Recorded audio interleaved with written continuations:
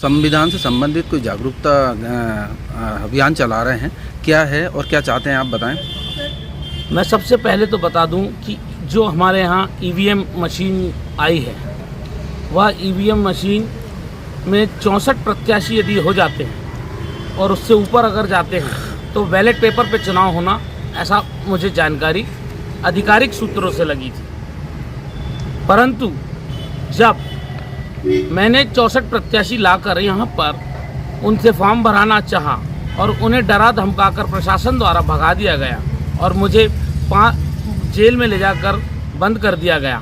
कल शाम को ही मैं जेल से छूटा हूँ और मैंने प्रण लिया कि मैं अब संविधान की उस उद्देशिका को जन जन तक पहुँचाऊँगा जिसकी ये तमाम राजनीतिक पार्टियाँ हत्या करते चली आ रही हैं।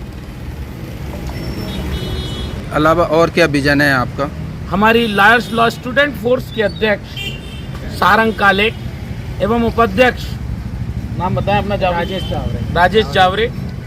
हम तीनों इस बात की घोषणा करते हुए कि हम पूरे शहर के साथ साथ 126 विधानसभा क्षेत्र, 126 जो हमारे विधानसभा निर्वाचन क्षेत्र है, उसके गांव-गांव जाएंगे और जनता को जागरूक करेंगे कि जनता अधिक से अधिक वोट करे और दारू और पैसों में वोट को ना बेचे, क्योंकि जो लोग आपको दारू परोसने आते हैं वह जनता को दरुआ समझ रहे हैं। और यदि हम वोट बेच रहे हैं, गरीब मासूम जनता, लाचार जनता, भूखी प्यासी जनता, गरीब जनता पैसों के चक्कर में इन्हें वोट दे रही है, तो उन्हें यह समझाना हमारा उद्देश्य है कि वो भारत माता की कोख बेच रहे हैं। यदि अगर हमने उद्देश्य का कि उन तमाम लाइनों को सच करने में थोड़ी सी भी कामयाबी हासिल कर ली तो इस चुनाव के परिणाम अप्रत्याशित होंगे।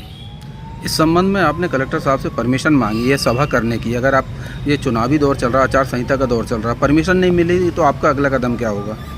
संविधान की उद्देशिका के अनुसार हमें इस चीज़ की परमिशन लेने की आवश्यकता नहीं थी, परंतु जिस तरह से जो माहौल यहाँ पर बनाया गया है, जो कूटरचित माहौल है, इस माहौल में हमने इस परिपालन को करते हुए आदर्श आचार संहिता का परिपालन दिखाते हुए हमने तमाम कार्यालयों को सूचित भी कर लिया है और उन्हीं से डेट भी मांगी है और व्यवस्था भी उन्हीं के ऊपर छोड़ी है कि आप ही हमें डेट दें, आप ही हमें व्यवस्था बताएं, ताकि हम जनता को उसकी हक और अधिकार बता सके, ताकि अनपढ़ और मजलूम जनता एक सही न्याय की ओर आगे बढ़ सके, जिसमें तमाम हमारे लॉ स्टूडेंट फोर्स के साथी मेरे साथ गांव-गांव जाएंगे, शहर में जनसभाएं लेंगे।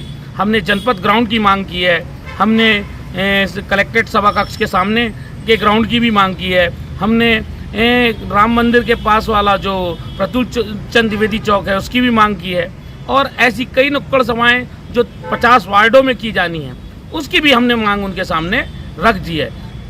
देखना है कि अब कलेक्टर साहब और ये जिला प्रशासन क्या फिर से दोबारा अन्याय करता है हमारे साथ, या हमारा जो मौलिक अधिकार है जनता का उसको देने में ये अपनी फंडामेंटल ड्यूटीज़ निभाते हैं।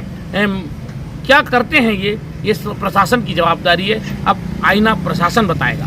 आपका नाम और पद? मैं गगन चौधरी, जुनून फाउंडेशन का राष्ट्रीय संरक्षक।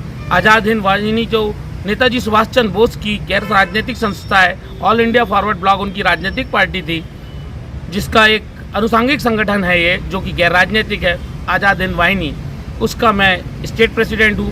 भारतीय किसान यूनियन सिरसा का मैं स्टेट प्रेसिडेंट हूँ। Lawyers and law student force का राष्ट्रीय संरक्षक हूँ। मेरे साथ में बलदेव सिंह सिरसा जी जुड़े हुए हैं जो राष्ट्रीय किसान आंदोलन के प्रमुख और उन जत्थेों में से हैं जिन्होंने सबसे पहले 2 महीने तक ट्रेन रोककर किसान आंदोलन को खड़ा किया था।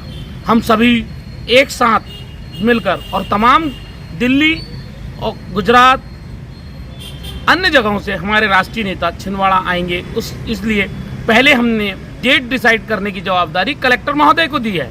यदि कलेक्टर महोदय डेट और समय हमें देते हैं तो उस हिसाब से हम डेट और समय हमारे नेताओं को देंगे, हमारे वक्ताओं को देंगे, ताकि उनकी जो फ्लाइट का खर्च हमें लगेगा, जो हमें व्यवस्था का खर्चा लगेगा, उस खर्चे का भी आकलन कर हमारे पास रहे कि हम इनके कहने पर ये हमने किया है, ताकि हमारी कभी भी षड्यंत्र पूर्वक कोई सभा को कैंसिल किया जाए। जिस तरह से हमारे 60 प्रत्याशियों को इन्होंने भगा दिया यहाँ से उस दिन, जिस तरह से लोकतंत्र की हत्या यहाँ की गई और मुझे 5 दिन तक 25 तारीख से कल तक मुझे जेल में रखा गया जब तक फॉर्म भरने की डेट खत्म नहीं हो गई, जिसलिए मैं फॉर्म नहीं भर पाया।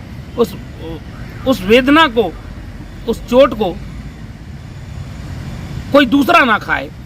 हर आम जनता मतदाता से लेकर प्रत्याशी तक बनने का सपना अपने दिल में पाल सके, ये हमारा एक उद्देश्य है। इस राष्ट्र में बाबा साहब अम्बेडकर का जो लक्ष्य था उसको पूर्ण करना ही हमारी अंतिम सांस तक मेरा ये उद्देश्य रहेगा।